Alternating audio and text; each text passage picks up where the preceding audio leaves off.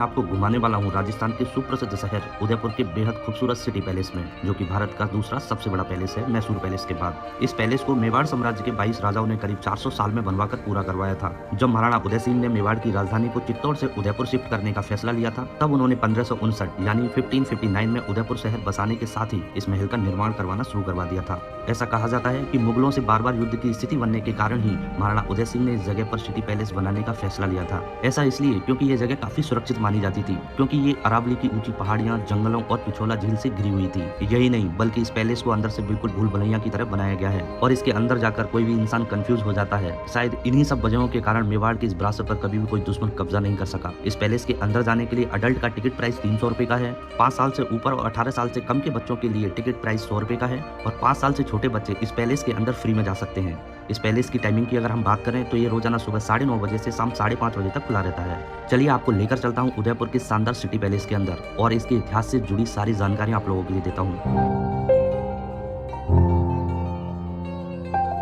Welcome back to my YouTube channel. तो कैसे हैं आप लोग? स्वागत करता हूं आपको एक नई वीडियो में। ठीक है दोस्तों, इसके गेट से ही शुरू कर लेते हैं। ये जगह कहलाती है भैरविस्तान। 16 मार्च 1559 यानी 16 मार्च 1559 में राणा उदय सिंह के पोते अमर सिंह का जन्म हुआ था। परंपरा के अनुसार राणा अपने पोते को कुलदेव श्री एकलिंग जी से आशीर्वाद दिलवाने के लिए लेकर गए। इसी स्थान पर राणा ने एक खरगोश का शिकार किया और इसको शुभ स्थान मानकर उन्होंने यहाँ एक पत्थर गाड़ दिया था। और तभी गोस्वामी प्रेमगिरी नाम के एक महात्मा ने राणा से कहा, आप अपना महल और राजधानी इसी जगह पर बनाइए। और इसके बाद महाराणा उदय सिंह ने राय आंगन में नव चौकी महल की नींव रखवाई। तो दोस्तों आपकी जानकारी के लिए मैं बता दूं, जितने भी हिंदू राजा हुए उन्होंने शहर बनाए, उनके नाम के पीछे पुर लगा, जैसे जयपुर, जोधपुर और उदयपुर। और जिन जिन शहरों को मुस्लिम राजाओं ने बसाया उनके नाम के पीछे बाद लगा, जैसे हैदराबाद, औरंगाबाद और अहमदाबाद। यहाँ से सिटी पैलेस में कई सारे गेट्स यानी कि पॉल बने हुए हैं, जो है बड़ी पॉल, त्रिपोलिया पॉल, हाथी पॉल, तोरण पॉल। और अब हम जिस गेट के अंदर जा रहे हैं उसको बोला जाता है दरीखाना की पॉल। यहाँ पर अंदर घुसते ही सबसे पहले आपको गणेश जी की मूर्ति दिखाई देगी, जो कि 400 साल पुरानी है। आगे चलते ही आपको लक्ष्मी जी की मूर्ति देखने को मिलेगी, जो कि हाथी के ऊपर विराजमान है, जिसको बोला जाता है गजलक्ष्मी। यहाँ आपको श्रीनाथ जी की तस्वीर देखने को मिलेगी,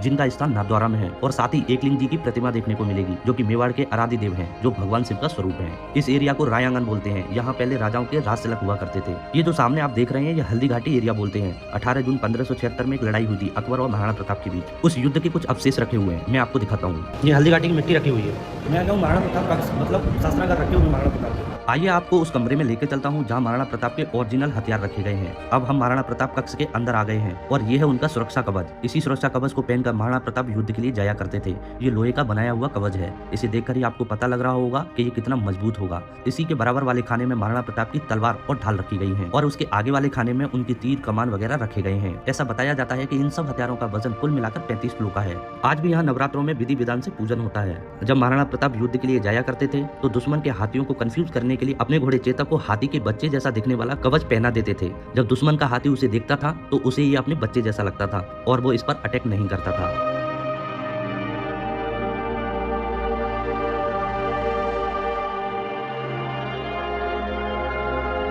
ये जो कक्ष आप देख रहे हैं, ये है प्रेमगिरी गोस्वामी जी का मंदिर, जिनके बारे में मैंने आपको पहले भी बताया था, जो कि एक साधु महात्मा हुआ करते थे। और ऐसा कहा जाता है कि उन्हीं के आशीर्वाद से इस महल पर कभी भी किसी तरह का कोई अटैक नहीं हुआ। दरअसल मुगल बादशाह अकबर ने अफवाह उड़ाई थी कि महाराणा प्रताप उसके सामने झुक रहे हैं और फिर बीकानेर के महाराज ने महाराणा प्रताप को पत्र लिखकर चिंता जताई थी। ये जो तस्वीर आप देख रहे हैं, जिसमें महाराणा प्रताप बीकानेर के महाराज पृथ्वीराज के पत्र का उत्तर देते हुए नजर आ रहे हैं। उन्होंने अपने शब्दों में कहा कि आप बिल्कुल चिंता ना करें, शेर कभी गीदड़ के आगे झुकेगा नहीं। ये जो सामने वाली आप तस्वीर देख रहे हैं, हल्दी घाटी के युद्ध में महाराणा प्रताप ने अकबर को जब परास्त किया था, तब उनकी प्रजा ने कुछ इस तरीके से खुशियां मनाई थी। ये संगमरमर के सिंगल स्टोन से बना हुआ ये कुंड आप देख रहे हैं, ये उस जमाने का कोई बाटअप नहीं है, बल्कि इसको बोला जाता है लक्खू कुंड। दरअसल जब भी कोई नए महाराणा बनते थे तो उनके राज तिलक के बाद इस कुंड में 1 लाख चांदी के सिक्के भर दिए जाते थे। लक्खू का मतलब होता है लाख, इसलिए इसको बोला जाता है लक्खू कुंड। 1 लाख सिक्कों में से 25,000 सिक्के यहीं चौक पर उछाल दिए जाते थे, जिनको आम जनता लूट लिया करती थी। बाकी के 75,000 सिक्के दान पुण्य के काम में इस्तेमाल में लाए जाते थे। इस लक्खू कुंड को आखिरी बार 1930 में इस्तेमाल में लाया गया था और उसके बाद कभी भी यूज में नहीं लिया गया। उस जमाने में पोस्टमैन वगैरह तो होते नहीं थे। उस समय पिंजरों में कबूतर हुआ करते थे, जो कि पोस्टमैन का काम किया करते थे। ये सारे पिंजरे उसी वक्त के हैं। ये सब ब्रास यानी कि पीतल के बने हुए हैं। यहाँ सारी दीवार मार्बल की बनी हुई है और ये सारा मार्बल मकराना नाम की जगह से लाया गया था। आपकी जानकारी के लिए बता देता हूँ कि आगरा के ताजमहल को बनाने के लिए जो मार्बल यूज किया गया है, वो भी मकराना का ही था। अभी हम इस पैलेस की चौथी मंजिल पर आ गए हैं। यहाँ पर आप देखेंगे काफी बड़े बड़े पेड़ लगे हुए हैं, जबकि यहाँ पर थोड़ी सी भी मिट्टी नहीं डाली गई है। यहाँ 104 पिलर बनाए गए हैं, सिंगल स्टोन के हैं और इसको बोला जाता है बाड़ी महल। तो सवाल ये उठता है कि चौथी मंजिल पर बिना मिट्टी के ये पेड़ यहाँ पर कैसे मौजूद हैं? तो मैं आपको बता देता हूँ, ये पूरा एरिया आप देख रहे हैं, ये हिल यानी पहाड़ी की चोटी है, यानी कि अभी हम इसके टॉप पर खड़े हुए हैं। इन सभी पेड़ों की जड़ें इस पहाड़ी के अंदर गई हुई हैं, जो यहाँ पूरे हिस्से के नीचे कोई भी कमरा नहीं बना हुआ है। और ये देखिए, यहीं इस पहाड़ी पर राजाओं के नहाने के लिए स्विमिंग पूल भी बनाया गया था। तो आर्किटेक्ट का कमाल देखिए, पहाड़ी को भी बचा लिया, स्विमिंग पूल भी बना दिया और गार्डन भी बना दिया। ये जो फाउंटेन आप देख रहे हैं, ये अभी लगाया गया है, ये पहले नहीं हुआ करता था। तो यहाँ इसी जगह पर राजा और रानी एक दूसरे पर रंग डालकर होली खेला करते थे। ये एक तरह का उनका एंटरटेनमेंट एरिया हुआ करता था। उन दिनों एक अंग्रेज हुआ करता था जिसका नाम था जॉर्ज पंचम, जो कि उस वक्त इंग्लैंड का राजा हुआ करता था। तो उसने कहा एक बार दिल्ली में मीटिंग है और भारत के जितने भी राजा हैं उन सभी को मेरी मीटिंग में आना कंपलसरी है। तो उस दिन सभी राजा उस मीटिंग में गए, लेकिन महाराणा फतेह सिंह वहां नहीं गए, क्योंकि अगर वो भी वहां जाते तो उनको वहां अंग्रेज के सामने झुककर उनको सलाम करना होता, और यही नहीं उनके सामने नीचे भी बैठना पड़ता, जो कि मेवाड़ की शान के खिलाफ है। और शायद आप में से बहुत लोग जानते होंगे कि मेवाड़ में कहावत है, हम लोग सर कटा सकते हैं लेकिन झुका नहीं सकते। तो ये बात जब उस अंग्रेज को पता लगी, तब वो महाराणा फतेह सिंह की बहादुरी से बहुत प्रभावित हुआ और यहाँ महाराणा के सम्मान में दिल्ली से ये चेयर भिजवाई थी। ये रास्ता जो आप देख रहे हैं इतना सकड़ा इसलिए बनाया गया था जिससे कि दुश्मन अगर इस महल में घुसने की कोशिश करे तो एक बार में एक से ज्यादा आदमी यहाँ ना चल पाए। ये जो सामने आप दरवाजा देख रहे हैं, यहाँ एक गुप्त रास्ता हुआ करता था और यहाँ इस महल में कई सारे गुप्त रास्ते हुआ करते थे, जो कि बाद में बंद करवा दिए गए। अब जो आप कमरा देखने वाले हैं, इससे खूबसूरत कमरा पूरी सिटी पैलेस में कहीं नहीं है। इस कमरे का नाम है कांच की बुर्ज, इसको शीश महल भी कहा जाता है। इस कमरे का निर्माण महाराणा करण सिंह जी ने करवाया था। ये जो पूरा कमरा आप देखेंगे ये कांच का बना हुआ है, यानी कि इसकी दीवारें, इसकी छत, इसका फर्श तीनों कांच के बने हुए हैं। और इसके दरवाजे आप देखेंगे ये आइवरी यानी हाथी के दांत के बने हुए हैं। तो ये कांच का कक्ष बना हुआ है, ये राजा रानी का बेडरूम हुआ करता था। यहाँ पर आपको तरह तरह की तस्वीर देखने को मिलेगी, जिनमें आपको नृत्य करती हुई महिलाएं दिखाई देंगी, पाठ पूजा करते हुए, पोलो गेम खेलते हुए राजा दिखाई देंगे और यहाँ पर तरह तरह की तस्वीर आपको देखने को मिल जाएंगी।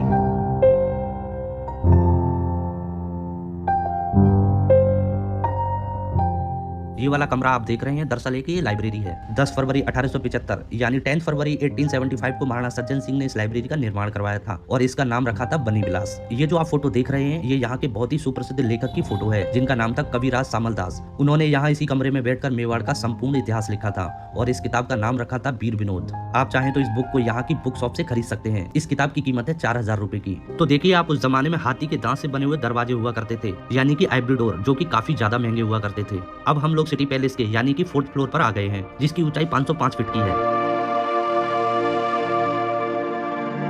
और दोस्तों, आपकी जानकारी के लिए बता देता हूँ, बॉलीवुड एक्ट्रेस जूही चावला जी ने अपना घूंघट यहीं उठाया था। 1993 में आई एक मूवी हम है राही प्यार के, उसका एक गाना है जो यहीं पर शूट हुआ था। उस गाने के बोल कुछ इस तरीके के हैं, घूंघट की आड़ से दिलवर खा।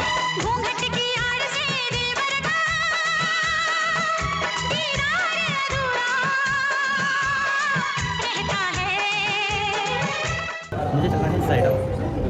यहाँ नीचे में आपको चौक नजर आ रहे हैं, इसको बोला जाता है दीवाने आम, यानी कि वो जगह जहाँ राजा आम लोगों की समस्या सुनने के लिए आया करते थे।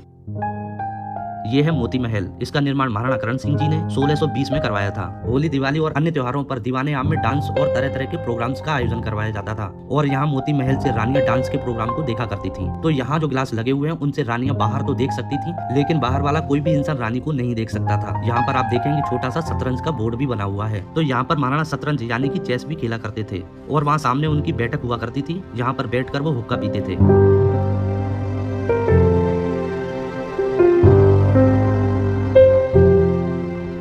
यहाँ पर लेफ्ट साइड यानी बाईं ओर देखेंगे, ये है दीवाने आम, जिसके बारे में मैंने आपको पहले भी बताया था, जहाँ राजा आम लोगों की समस्या सुना करते थे और यहाँ त्योहारों पर तरह तरह के प्रोग्राम हुआ करते थे।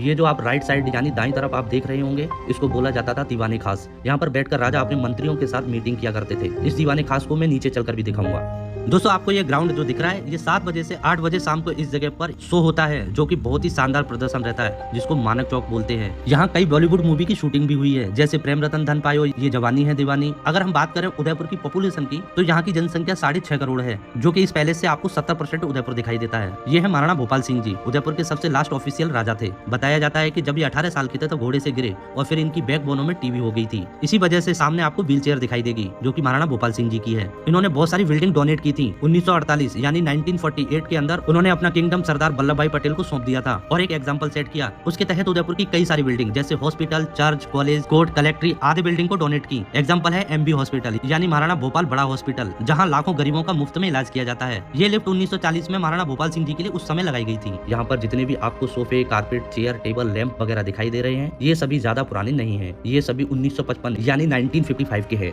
1620 में यहाँ पर डुप्लीकेट सन लगाया हुआ था। बाद में इसको चेंज करके गोल्ड का सन लगाया गया महाराणा भोपाल सिंह जी के लिए। यहाँ पर जितने भी राजा हुए वो सभी सूर्यवंशी थे। जब बरसात के मौसम में बाहर सूरज दिखाई नहीं आता था तो राजा यहाँ इस कमरे में आकर सोने से बने सूर्य देवता को नमन किया करते थे। इस सन का जो बेस है वो कॉपर का है। इसके ऊपर 1 किलो 80 ग्राम सोना लगा है। तो अब हम यहाँ नीचे दीवाने खास में आ गए हैं। यहाँ पर राजा अपने मंत्रियों के साथ तो मीटिंग किया ही करते थे और साथ ही साथ यहाँ दीवाने आम की तरह ही त्योहारों पर नाच गाने का प्रोग्राम्स वगैरह हुआ करते थे। सामने जो खिड़की नजर आ रही है वहाँ से राजा डांस या जो भी प्रोग्राम हुआ करता था उसको देखा करते थे और बगल में जो खिड़कियां आपको नजर आ रही हैं वहाँ से रानियां खड़ी होकर प्रोग्राम्स को देखा करती थी। ये जो खिड़कियां मैंने आपको बताई जहाँ पर रानियां खड़ी होकर डांस को देखा करती थी, ये उस समय बंद रहा करती थी। और मैं आपको ये बता देता हूँ, इन खिड़कियों से रानियां तो नीचे का सारा प्रोग्राम्स देख सकती थी, लेकिन नीचे वाला कोई भी शख्स ऊपर रानियों को नहीं देख सकता था। ये सारा जो कांच का काम आप देख पा रहे हैं ये 1874 यानी 1874 में किया गया था और ये सारा बेल्जियम ग्लास का काम है। और खास बात यह है कि यहाँ पर किसी भी कलर का इस्तेमाल नहीं किया गया है। ये जो सारा काम आप देख रहे हैं ये केवल कांच से किया गया है। ये वाला कमरा आप देख रहे हैं इसको बोला जाता है गीतम निवास। ये उस समय महाराणा का समर पैलेस हुआ करता था। इस कक्ष समेत महाराणा जगदीश सिंह ने 18वीं शताब्दी में जग निवास का भी निर्माण करवाया था, जो कि आज की डेट में ताज लेक पैलेस के नाम की एक आलीशान 5 स्टार प्रॉपर्टी है। अभी हम जिस जगह खड़े हैं उसको बोला जाता है मोर चौक। इस जगह का निर्माण महाराणा करण सिंह जी ने 17वीं शताब्दी में करवाया था। यहाँ पर जितना भी कांच का काम है यानी कि जितनी भी पत्तीकारी की गई है इसको महाराणा सज्जन सिंह ने 19वीं शताब्दी में करवाया था। यहाँ पर जितने भी महल और मंदिरों के ऊपर स्वर्ण कलश देखेंगे वो सारे स्वतंत्र राज्य के चिन्ह है, यानी कि इंडिपेंडेंस की निशानी है। ये वाला कमरा आप देख रहे हैं इसको बोला जाता है मानक महल। उस समय खाने पीने का कमरा हुआ करता था यानी कि डाइनिंग हॉल। जैसा कि आपने दीवाने खास में देखा ये भी उसी तरह से बेल्जियम ग्लास का बना हुआ है। इस कक्ष को महाराणा करण सिंह जी ने बनवाया था और ये सारा का सारा कांच का काम आप देख रहे हैं इसको महाराणा स्वरूप सिंह जी ने 19वीं शताब्दी में करवाया था।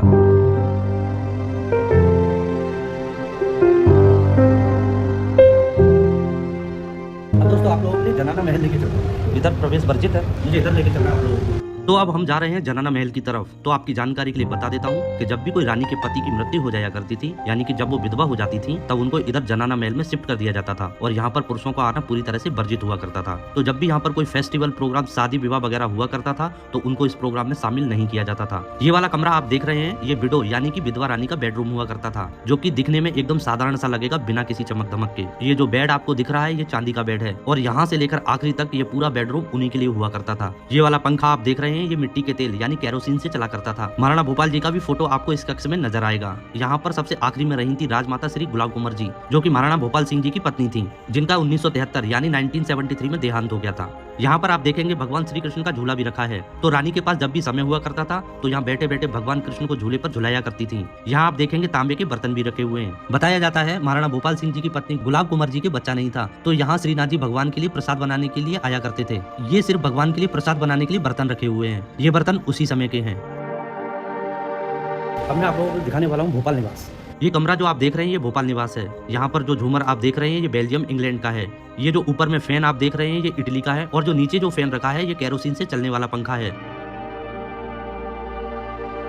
यहाँ पर टूटे हुए मूर्तियों के अवशेष रखे हुए हैं। ये देखो, ये यहाँ पर जो आपको मूर्तियां दिखाई दे रही हैं दुश्मनों द्वारा अटैक में डैमेज हुई मूर्तियां हैं। वैसे तो यहाँ पर इस पैलेस में कभी भी कोई अटैक नहीं हुआ। ये सारी मूर्तियां आपको दिख रही हैं ये आसपास के किलों की हैं। तो इन मूर्तियों में आपको अलग अलग किलों की क्षतिग्रस्त मूर्तियां आपको नजर आएंगी, जैसे चित्तौड़गढ़, कुंभलगढ़ और आसपास के किलों की मंदिरों की डैमेज मूर्तियां भी यहाँ पर रखी हुई हैं।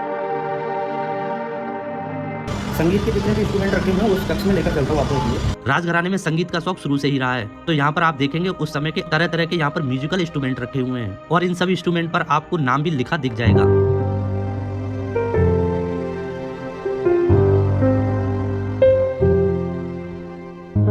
आपकी जानकारी के लिए मैं आपको बता देता हूं कि इस महल को यहाँ के ओनर अरविंद सिंह मेवाड़ और महेंद्र सिंह मेवाड़ शादी विवाह वगैरह के लिए रेंट पर भी देते हैं, लेकिन इसकी कीमत सुनकर शायद आपके होश उड़ जाएंगे। दिसंबर 2018 में यहाँ पर एक प्रोग्राम हुआ था जिसमें मुकेश अंबानी जी ने 4 दिन के लिए ये पूरा पैलेस बुक करवा दिया था। बल्कि यही नहीं, इसके आसपास के 5 स्टार होटल, हेरिटेज प्रॉपर्टी जैसे की लेक पैलेस, जगमंदिर, उदय विलास, लीला, ये सारे के सारे बुक करवा दिए थे। इसी पैलेस के अंदर मुकेश अंबानी की बेटी ईशा अंबानी का संगीत का प्रोग्राम भी बुक करवाया था। तो क्या आप अनुमान लगा सकते हैं इन 4 दिनों में कुल मिलाकर मुकेश अंबानी ने यहाँ पर कितना खर्चा किया होगा? खैर मैं आपको बता देता हूँ, उन्होंने अपनी बेटी के संगीत के प्रोग्राम के लिए यहाँ पर 100 करोड़ नहीं, 200 करोड़ नहीं, बल्कि कुल मिलाकर इन 4 दिनों में उन्होंने 800 करोड़ का खर्चा किया था। जी हाँ, 800 करोड़ का।